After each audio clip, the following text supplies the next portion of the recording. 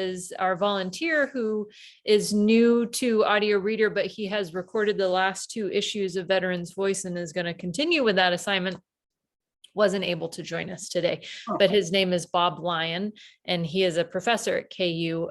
I can't remember in what department, but that's what I know from my end of Audio Reader and Veterans Voices. But now I will turn it over to Sheryl to introduce herself and give us a little bit more of the story. All right. Hi. Well, thank you again for having me here. And it's been a great partnership with Kansas Audio Reader as far as giving the opportunity for people who can't actually read to be able to know what our magazine is and have that advantage to read the stories or hear the stories and poems that are published. So I thank you all for the work that you have done and on our behalf and how you have provided such a service to people. We actually are celebrating 75 years this year. Wow. Of, not so much the publication, but when Veterans Voices started, Veterans Voices Writing Project started as hospitalized Veterans Writing Project because veterans were in hospitals. Started at the end of World War II up in Hines VA Hospital in Chicago. And one woman had a vision to help these veterans put their emotions into writing because they were not able to communicate anything about what had happened. And the PTSD was not a term used at that point. Shell shock was probably more the term that was used, but it was still the same thing. And she had a vision that writing could help as a therapeutic way for people to get their emotions out. And 75 years later, we're still doing it. And that vision that she had then has morphed into what we now call Veterans Voices Writing Project. In 1952 is when we started publishing, because for a few years they would do writing contest. Well, you can only have so many typewriters or so many pencils as far as prizes. So they thought, okay, what can we do that will help these veterans still be able to write, but also to give them some recognition? And a group of women in Kansas City who knew Elizabeth Fontaine and everything said, well, what if we publish it? And so in 1952, an 18-page mimeographed, and most of you will understand that word, mimeograph. Oh, yes. Yep. Booklet really was published, and that was a first edition. And then it's become now a 64-page edition. 3 or 4 years ago, we added the graphic arts to the magazine as another way for veterans to be able to showcase what it is that helps them through their trauma, or actually just even be creative. And then I think it was 2017, somewhere in there, we said, it's the VA system has changed. Veterans don't stay in the hospital the way they used to. Right. And so there were a lot of people that would be outpatients and everything. And so we didn't want to limit a veteran to be able to write for the magazine just because they weren't in the VA system. So we changed our name to Veterans Voices Writing Project, and then said, opened it up that it didn't have to come through the VA, that any veteran, and we still keep it to a veteran. We've been asked about, what about a spouse? What about a daughter or son? And particularly as we lose World War II veterans and now starting to lose Vietnam veterans, that becomes an interesting issue. If they have stories that a husband or a wife or a father talked about, how do we do that? So that's it's something that we don't want to close that door. Well, haven't really opened it yet, but we don't want to keep it closed if it's something that's still gets a story of a veteran out there. So that's something we always grapple with. But it's still, everything in that magazine is written by a veteran. And so now anyone that's either a veteran or in military service can submit for possible publication. You know, we have an editing process, and we still look at everything. And I would say not everything that we get actually sees the light of day, but I would say the majority, because we do want that to be something that they can see in print. We try to keep the editing as minimal. You know, we want to make it readable and make sense, but at the same time, we want the spirit of the piece to make sure that it comes through. So that's a very fine line at times on some pieces, depending on the writer. Tricky. Yeah. You know, so I'm glad I don't deal with the editing at all. But our editor, Margaret Clark, has been the editor in chief for, I think, since 1974. But she has been a trooper, and, you know, has been associated with the magazine even before then. So she has a real feel for, you know, what works, what doesn't work, you know, how that veteran is going to, you know, be portrayed and everything. So and so we've added editors. We have a poetry editor that's been with us for, I don't know how many years, but a lot of years. So it's a fairly smooth, streamlined thing, as much as it can be when you know, dealing with stories and poems coming from everywhere. We did a few years ago launch the online way for veterans to go on. So they could actually go onto our website, register, and they can download if they've already done their story or poem, or they could actually sit at the computer and do it on the website and then just download it right there. So we're trying to get to a, you know, the younger veterans that live by their computers and their phones and all that, trying to get that to be accessible for them. It's taken a little longer to get the older group onto that. So we still get things by email, we still get them mailed, but it's getting fewer and fewer, which, you know, is wonderful, because it's much easier to edit those things that are already there, and you take a step out and of that, and so you have it so that maybe something would get lost in the translation sometimes. So that's a helpful thing. So that's the other thing that we're trying to keep up with, the electronic age, which is more fun than we know what to do with. Anyway, but that's basically kind of where we are. We do every year, we call what's called a Veterans Pin Celebration, which we celebrate our veterans authors, and usually have a speaker. Last year we did it completely virtual. This year we're still on the fence about that. We have a meeting tomorrow, which will probably decide one way or the other of how we're going to go. But the speaker last year was Thor Ringer from Wisconsin, Madison, Wisconsin, VA, and they have started a program called My Life, My Story. And so what they do is they sit down with a veteran, and that veteran tells them their story, and that goes into the medical records. So a doctor could actually read about this person before they talk with them.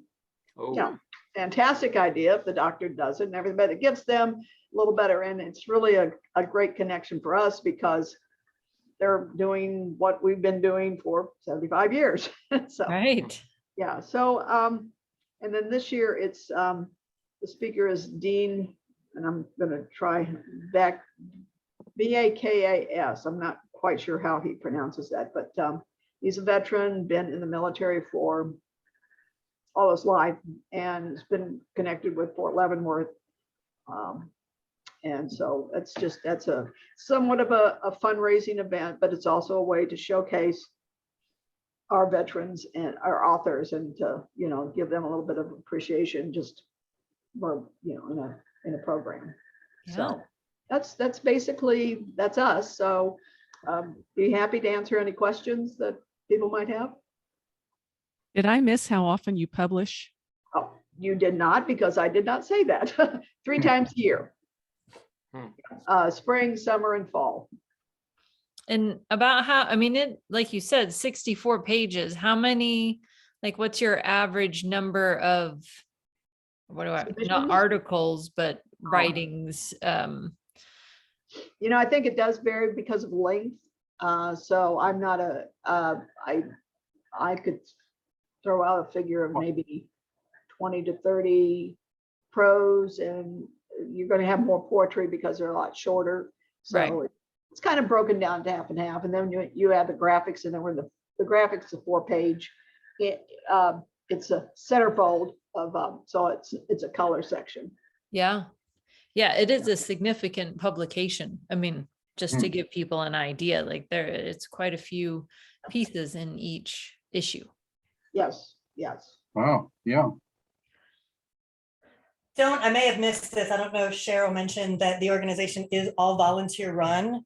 Everything is done by volunteers. There is a very, very part-time office manager that answers phones, distributes mail, and does whatever needs to be done. But the editing of the prose poetry, the layout of the magazine, all of that is done totally by volunteers. So quite an undertaking, definitely a passion of the individuals that have been involved for a really long time. And as Lori can attest, we are a working board. Yeah. What kind of circulation do you have, or how are you distributed? We typically print about probably between 7,000 and 8,000 copies per issue, depending on the probably the time of year. About between 5,000 and 6,000 of those go to VA hospitals. We send copies to every VA hospital in the country, to vet centers, and we also added veteran nursing homes to that. So, and they will get, it all depends on the size of the VA as to far as how many they get. But the new one that just opened up in Lenexa, it's a vet, I think it's a vet clinic is what they call it, but it's a brand new, beautiful facility. And we send 50 copies of that, so they can put it out in their waiting rooms. The rec therapist use it. We do have some VAs that have actual writing groups within that's a way that they can contribute. We have some writing aides that volunteer in the VA hospitals. Again, that's a different, it used to be we would have more because more veterans were in hospitals, but because that's changed, we don't have as many of the aides. And the other thing that we try to encourage the rec therapist, and also those that work with veterans, like a Legion, Post, or Auxiliary, VFW, is to get writing groups together, because number one, it's a great support for those veterans, but it's a way to get them to start writing. And when I was at the Legion convention a couple of weeks ago, and I said, so when I talked to veterans, I said, do you write? Oh, no. It's like, it's really, and I would say I'm not a writer, but at the same time, if I had a story to tell, and it's getting them to understand this is a story to tell, or Right. there are some that, yes, are creative writers, but it's mainly, this is what, as if you've done any of the recording, that it's stories about what has happened to them. A lot of obviously military, but the two things that we hear the most probably are of how it helps the veteran work through their thoughts and just get those emotions out. And it's a way for them to be in a safe place at a time. And also just reading, or in the case with you guys, as far as hearing, for your clients, hearing the stories that oh, I'm not the only person that thinks like Yes, that. yeah. I'm not alone. Mhm. And so it's, as you know, the military is there's a camaraderie that only military understands. And so that comes through in writing when they either read it or hear it in the case with you guys. Yeah. As a practicing historian, my master's thesis, my dissertation, and 2 scholarly articles that I wrote all included interviews with people. And when you can get people to open up, it's such a valuable record which they leave, which we oftentimes can't get anywhere else. And it's wonderful that your group, it's therapeutic for them as well. Right. Yes. Mhm. I have a quick story to tell, but when we first started recording the Veterans Voices, George Norton, who used to work at Kansas Public Radio, was our first reader. We kind of pulled him in. He is a veteran. And now I don't know, those of you, George is a man in his, I don't know, mid-60s, maybe 70 now. He's a tough guy. He's a military veteran, you know. He was reading Veterans Voices and came out of the studio crying. He couldn't finish his recording several times because some of the stories were just so gut-wrenching and emotionally stressful that he struggled through the first few magazines that he read. And I'm thinking that may be why he turned it over to someone else. But yeah, some of the stories are just heart-wrenching. Yeah. My cousin and his wife were both in the Army. She was a nurse. He was administrator, and they met at Fitzsimmons Hospital. And I always say that they got married in Hawaii and honeymooned in Vietnam. It was during the Vietnam War.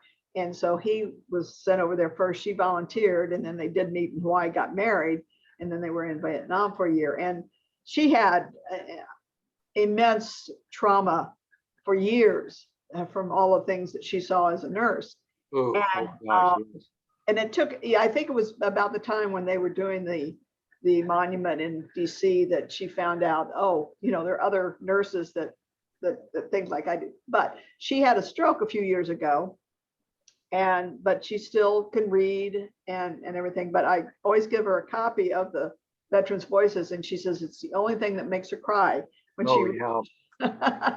yeah. So, but she will read through everything, and but again, it's that camaraderie, that understanding of somebody else knows what I'm feeling, because you can't. I mean, I can't empathize with what she went through at all. I can't even begin to understand. Yeah. But when she reads things, that it just triggers that inner that, okay, I'm not here by myself. Yeah, that's beautiful. Yeah. Oh, yeah, Sheryl, that's wonderful. in terms of your search, are there other places where Veterans Voices is placed other than the ones you mentioned? I specifically think of public libraries. We do have some libraries that get it. I can't tell you how many at this point, but yeah, that's one of the things that we would love to have. Libraries have a subscription. That I kind of didn't finish when I was asked about how many we published. Like I said, probably 5,000 to 6,000 go to VAs, but then the rest of those go to our donors or those who have subscriptions. A lot of the VFW auxiliaries, Legion auxiliaries have subscriptions. So it's a kind of a wide variety of groups, but libraries are on that list. I just don't know how many. Okay, or which ones? I will check my county library. I was also thinking that would be a nice project for a VFW to subscribe on behalf of their local librry. Yeah, and yeah. finish it for them. Right. Yeah, we're always trying to encourage. There are two things, maybe more. One, subscribe if you know a veteran. Subscribe as a gift to that veteran, or like you say, as a post, subscribe to the library, and also to them. But yeah, that's I've always said that Veterans Voices is probably the best kept secret, because when I talk to people and they said, I've never heard of you, and I said, well, you've been for the past 75 years. Yes. I think audio reader kind of knows the problem, don't it? In Yeah. a way. Same problem. Yeah. Very good. I liked what you mentioned about beginning to consider children And I'm wondering if a bridge might be, because I suspect there are veterans, in fact, mentioned the fact that I'm, the veteran saying, well, I've got these things, but I just can't write it. And so having a child write while the parent is still alive, Yeah. but sort of be a Yeah. co-author or whatever as a way of getting some more material. Yeah, that's a little easier. Submit. Yeah, it's a little easier while they're still alive. It's when Yes. you pass that it becomes a little dicey as far as how do you Yeah. do that. And we encourage, children to try and get them to sit down, turn their phone on and record it, because we know we have missed so many things with the World War II veterans that, that we could have, but they just wouldn't talk about it. Right. Oh, yeah. Mhm. Should have had a secret recording at some of the Legion or VFW posts when they would be talking, and you could. Oh, It would be, Yeah. Within families, there's so many of them who their families are shocked later to find some things out that the parent just never would talk about it. Yep. Didn't want to So talk. that's one of the things that one of our authors out in, I think he's in Albany, New Mexico. One of the reasons that he writes, not just for the magazine, but for books, is so his children and grandchildren will know that, what he went through. Right. So, but that's not something that a veteran always wants to, deal with. It's like, but this I can't write type of thing is kind of a mental block. Or just, I somehow don't want to. Mhm. We only found out my wife's father was receiving disability from World War II and secretly just passed the money on as a donation. No one in the family knew Oh my gosh. that it even existed Oh, until, Yeah. Wow.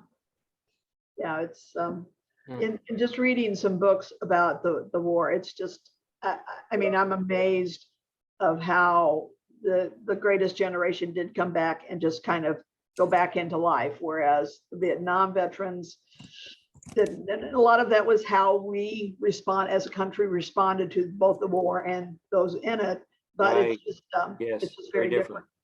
different. Yeah. and in a very different world to come back to. Oh, yeah. Yeah. Besides the response, just the fact that that was if you listen to the music of the era, it's all about getting home. Yeah. Yeah.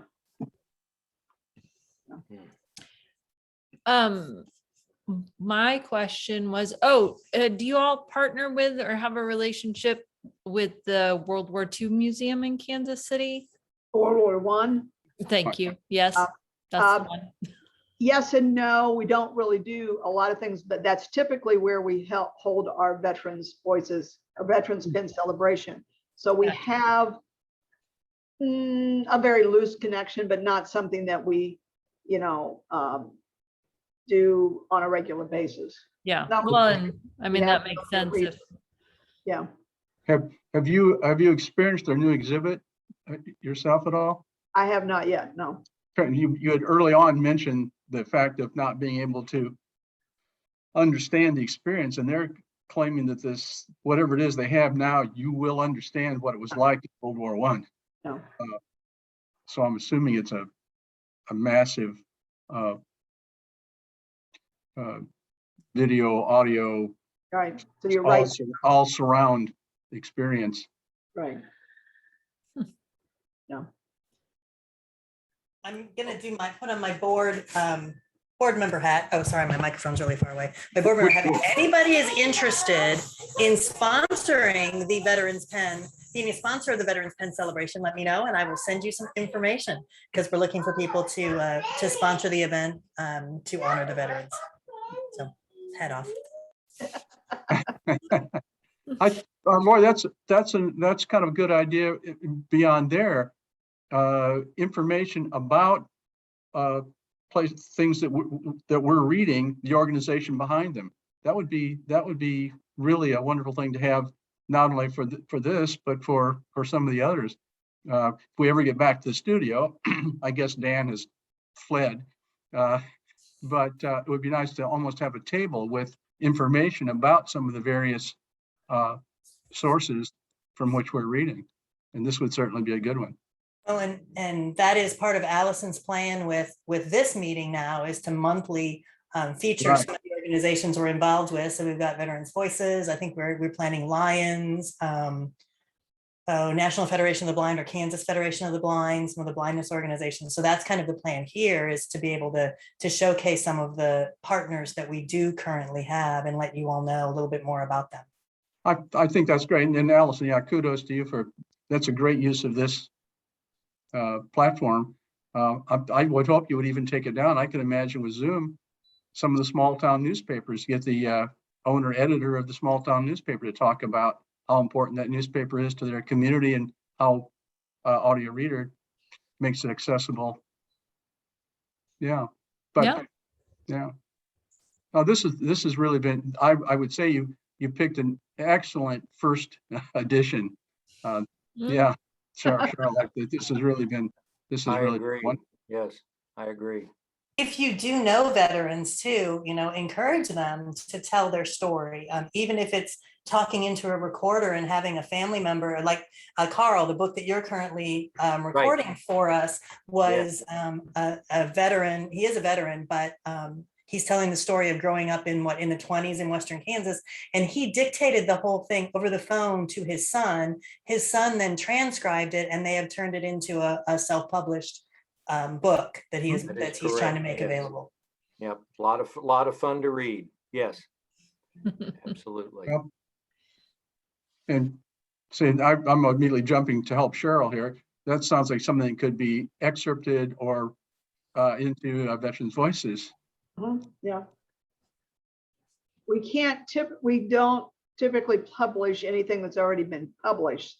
So if it's been published, then we try to encourage that person to write something else. But that's the whole. It's just getting that ball going for people to understand. It's just telling your story. It's not rocket science, and it doesn't mean that you have to have a degree in English to be able to write. So Yeah. Is it difficult to recruit pieces for the magazine? I mean, we have seen, sometimes it depends on the time of year, but we have seen a little slowdown at times. So since we've switched over to the online, that changed some things. But we're always recruiting to get more to have in the. I think there's also a shortage, and Sheryl, I might be wrong, but a shortage of newer veterans, younger veterans, that a lot of our writers now are Vietnam or Korean War veterans, and we don't have a whole lot of younger folks. And so, that may just come as you get to an age where you're reflecting on your life or reflecting on your experiences. The Vietnam veterans, for a very, very, when I first started with Veterans Voices in 2008, there weren't very many Vietnam veterans that were writing or participating because it was still something they weren't willing to talk about. So that's changed in the last 10 years or so. Right. So that's what we hope it will come, but we're always trying to get the word out to, with veteran organizations that's more probably our point when we talk with those organizations, is to get those members of that organization to think about writing, and contributing, not just getting the magazine, but also contributing, because there's it's just amazing how many things are out there that people talk about and sometimes don't, but can talk about. And I'm guessing that a person who interviews another person, the interviewer, it would be wise for that person to have been a vet himself or herself. It would be helpful. You could have a common bond. The projects that I did, I was able to draw upon other things, such as interest in labor history and railroad history. So I interviewed some people who were railroad shop workers, for example. But it would be a challenge for me, and I don't think I'd be the best person for it to interview, since I didn't serve in the military. I had a draft deferment and then a lucky lottery number in the Vietnam War era. So I just watched from the sidelines. Yeah. I just took a look at your website, and I was really impressed by the magazine covers that I saw. And then it was really interesting to look at some of the articles and just note the wide variety of places where people are from who submitted. Yeah. Yeah, we're all over the map.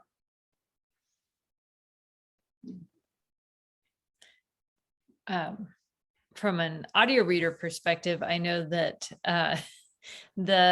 our volunteers really enjoy seeing the visual artwork, but also it is a good challenge for them to describe that to our listeners, because there's quite a few, it's a good spread of a wide number and variety of visual art. So sculpture and painting and ink drawings. And so yeah, to describe those is, fun I can imagine. Yes, because we have some most interesting art that appears. yeah, it's fascinating. And you can go to the Veterans Voices webpage and you're able to see the digital copies of any of their past, their archived or current issues. So anybody can check those out and kind of get a better idea of what's included and what it involves, just like Janie's doing already. She's ahead of the curve. Right.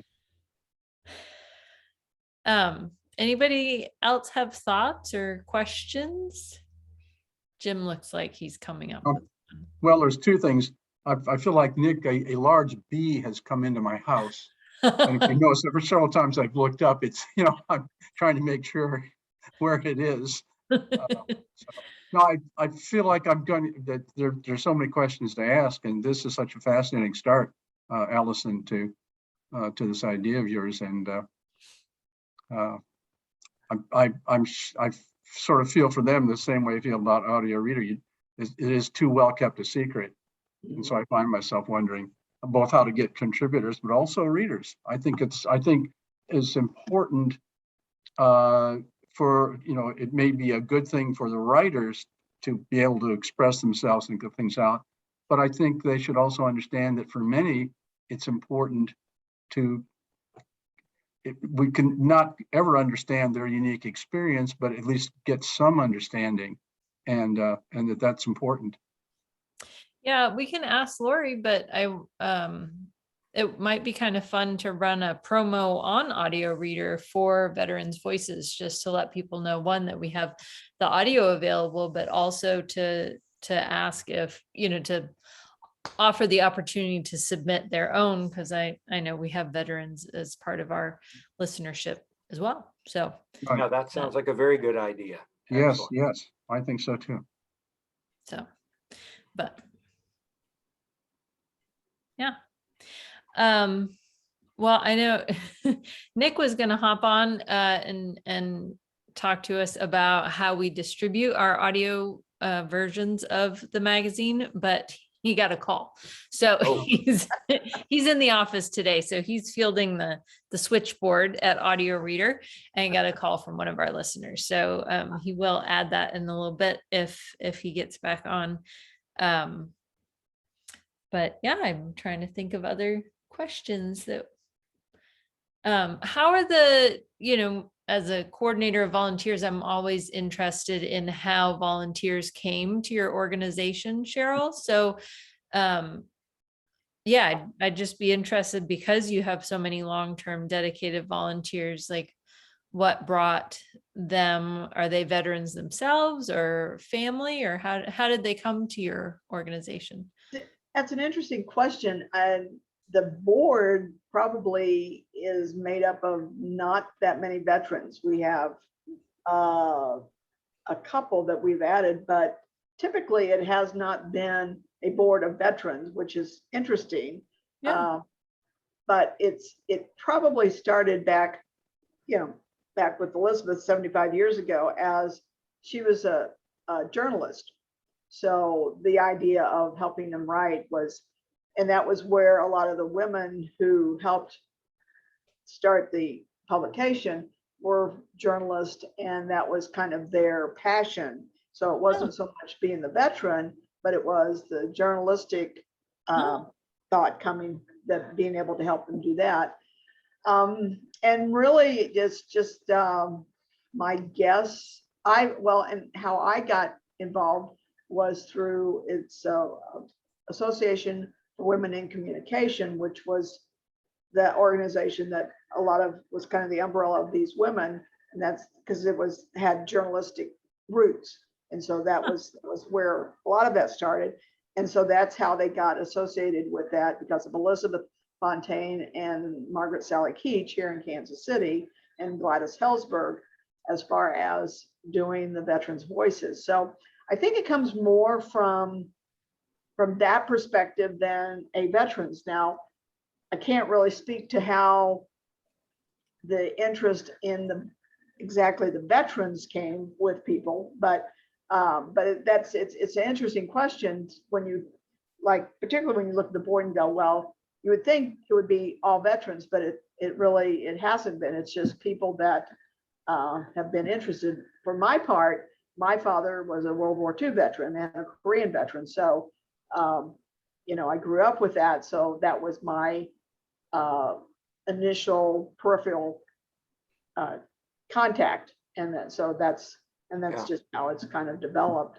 So I think it has to do with just that more people today are interested in working and helping veterans than they have been in previous decades. I think part of it's kind of making up somewhat for how we were during the Vietnam War, and plus the fact of what these men and women do for us, for our freedom. And so it's looking at that point, but it's also then knowing that because of the journalistic values, knowing what writing can do for a person to be able to get that out. So I think that probably is more the driving force than even being a veteran. Oh, that's really cool. Thank you. Yeah. You immediately made me think of a famous person from where I'm from, Ernie Pyle, Oh, who, writer of regular guys' experiences Yeah. in being in the military and being in war. Yeah. Yeah. Well, Nick, I kind of advertised you as telling Yeah. us a little bit about how we use or distribute the audio recordings of veterans' voices. Okay. Yeah, I can do that. Front door is locked. I guess I should probably answer the phone if it rings, but we are out of office hours here. So I took off my mask. Anyway, let's see. So, well, we kind of have a method for publications like Veterans Voices that's a little bit different. We allow people to subscribe to get email updates, first of all, just specifically for that program, that publication. And then we also, it's kind of driven mainly through SoundCloud, which is a audio streaming platform. It's used for music, but podcasts also and things like that. So that's kind of, it's just a very playable audio platform. So most browsers and phones and whatever can play it. So that's where it lives. I think it's on our website on a page. I think it's just the reader.ku.edu/veterans voices, I believe. And then, I mean, we were sending CDs out. We have not been doing that since we've been in, since last year in lockdown. So we kind of need to revisit our CD list as well. But yeah, so I mean, it's available digitally. It also goes on telephone reader, so people can get on and log on, navigate to it and listen to the sections just that they want to on demand. SoundCloud works the same way as well.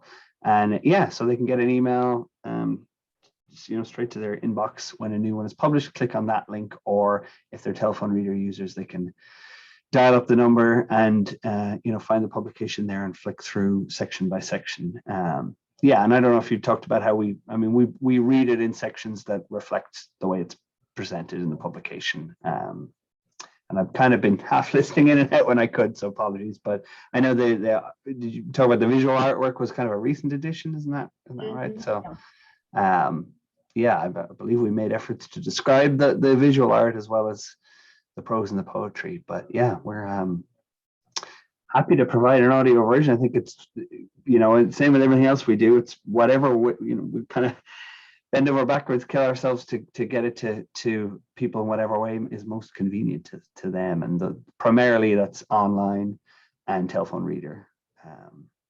Yeah. So there. Thank you. So Alison, I mean, there's actually more than one reader doing it, or is one person taking this on all the way around? Right now we have one person who's recording each issue cover to cover.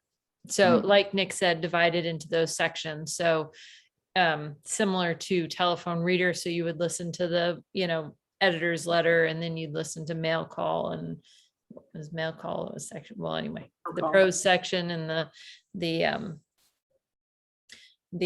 poetry.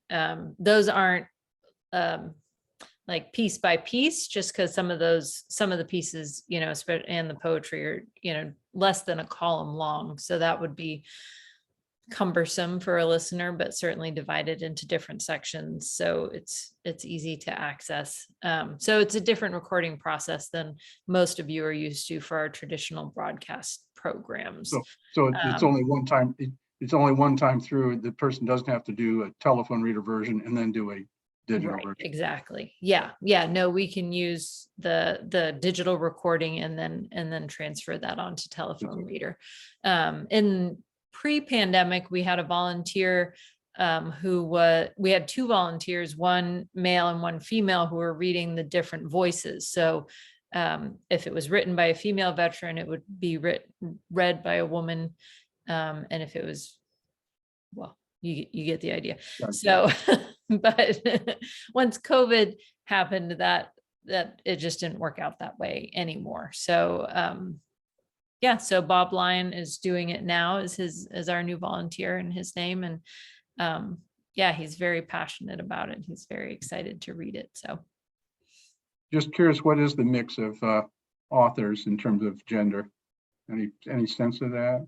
It has probably predominantly been male up until, I'm going to say, the last couple of years. We are now starting to see more female contributors. We have always had females, but it's become a little more populated with females in the last couple of years, which we're thrilled about, because getting that word out, and they bring a whole different perspective to the whole, to what they write, and the magazine, and so. And of course, more of them serving, and more of them serving in different roles. Also, I guess following up that terms of the services, we would expect predominantly Army, but what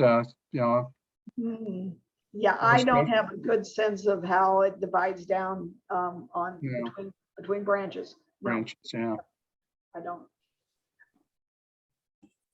and if you'll notice, I don't know if everybody can see on the bottom of your Zoom screen there, next to that big green button that says share screen, there's a chat.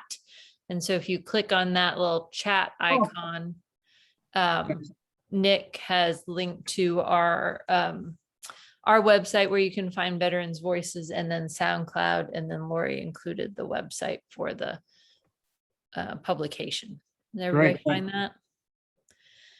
Thanks. So clickable information. And there's supposed to be a link from the Veterans Voices webpage to our SoundCloud account, but I haven't updated that yet. So it's not there right now, but. What have you been doing? I don't know. I'm just a slacker. Reading the Casey Star at 6 o'clock in the morning, for one thing, right? Yeah, well, it's tough being on grandma duty. Yeah. And I did check, and it is active on telephone reader. Well, we don't have this summer 2021, but spring 2021 is where we are. So, yeah, I think summer Bob is just wrapping up reading that. And so it should be available soon. Yeah. And then your next issue, Sheryl, will come out. Is it a winter? About the end of October. Okay. Yeah, it'll be around it. I mean, I know the editors have been working on it, and I would get more of an update tomorrow. We have a meeting, but typically we like to have that issue out right before the VPC, but even more because of its being our 75th year. We wanted, even though it's very possible we won't meet in person, but at the same time, we want it out at that time. So I'm going to say end of October, it'll probably hit the streets. Cool. And do you have a date for the Veterans Pen? Yes, November the 6th Okay. at 2:00. And like I said, tomorrow, we'll probably make the decision of whether we will keep it live or if we'll go online again. You wouldn't consider a mix of live and Zoom? I don't, we're, at this point, we'll probably consider most anything, but Okay, I've participated in a couple other things where it took a while to get the problems worked out, but it seems to work very nicely in some cases. Particularly if you've got time to get the equipment, you basically at the live site have a nice big screen and ability for people, sound equipment, so that if there's so there can be interaction. And it's well, that's pretty kind of well. what we did last year when we did it online. I mean, we did a Zoom, and the main speaker was recorded, but everything else was live in speaking. And then we did have him come on, and we had a Q&A with him. So we kind of did that. And the thing about it is, we probably would be able to social distance very well at the World War I Museum because the auditorium is big enough and we don't have that big of a crowd. But I'm just concerned that people may not want to come, to be in a.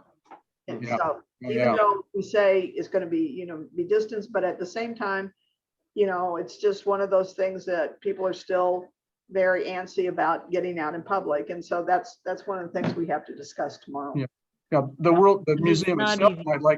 might like to have something there so that even if there's a very sparse or no crowd, you still would have the museum as one of the parts of the Zoom. Yeah. So Yeah. Allison, you started, sorry. there's a lot of moving parts on it. Yeah, I'm afraid Yes. so. Yeah, no, I was just going to say it is hard on an organizational level to figure out right now how to do things. Oh yeah. It was harder but clearer in the beginning. Like, no, this Now is it's- not okay. Let's, this is how we do it. This is the safe way. And Right. now there are more options, which is a double-edged sword. Yes, So and- best of luck with your So it will be decision. a lively discussion tomorrow. Yes. Yes, and yeah, I agree with best of luck. As we know out here, those of us who are the recipients of all the work that Allison and Nick and Lori and others do, it's easy for us to think of all kinds of wonderful ways you could do this. And by the way, would you guys get busy and do it for us? Yes, those are our favorite kind of suggestions, Jim. Well, Sheryl, we really appreciate you joining us today. It's been a fascinating conversation and appreciate it. delightful. Yeah, again, I appreciate your having us on. And also, again, thank you for all the work that you guys do on the audio reader side, because it's a great tool. Thanks. I think we make a good partners. Yes. Mhm. Yeah. Nick, did you have anything before we sign off? I don't think so. I think nothing that wouldn't be more pie in the sky, and if we had more time. But one thought that I had, which we did with the VFW magazine, we did, maybe we get more students back in the mix, who we can, help with some of the audio production, because we had produced, for example, with VFW, we produced an hour-long program, not regularly, but because we had a military times program on our schedule, on our broadcast schedule, and that wasn't always very reliable from another partner organization. Anyway, we edited editions of VFW magazine into an hour-long program, and I would love to be able to do something with Veterans Voices. At least 1 hour of per edition, you'd think should be manageable. But as soon as I have that thought, I have other thoughts that ground me and reality a little bit. But always nice to know what you could do if we had a little bit more time or that time opens up. Well, it'd also might be interesting and a nice opportunity to, because on like Veterans Day and Memorial Day, national holidays, as Carl knows, we have special programming for our listeners. And so we could maybe use some of our recordings of Veterans Voices and VFW for yes. some of that evergreen material to Yes. use on those holidays. That might be a more biteable chunk at this point.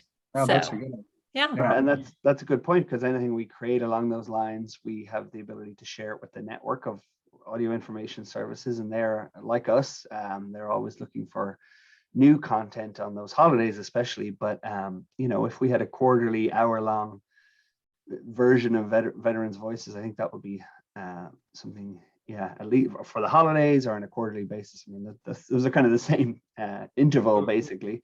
Yeah. But again, being realistic about the context of everything that we're dealing with. We do have the Veterans Pen celebration up there, which is 45 minutes long. I mean, that should be something broadcastable and shareable, I would think, as well. So, keeping in touch and trying to get these things managed and done as they come up is a goal. Yeah. Well, for our volunteers, our next monthly Zoom will be October 20th. So these will be the third Wednesday of the month, and we're going to have Gene Vogel, who's the president of the Kansas Lions Site Foundation, who we've also been partnering with for about 2 decades. So he's going to join us and talk about both the work of the Lions Site Foundation and then what our partnership with them entails and how it broadens our reach and what both organizations do. So that's on October 20th.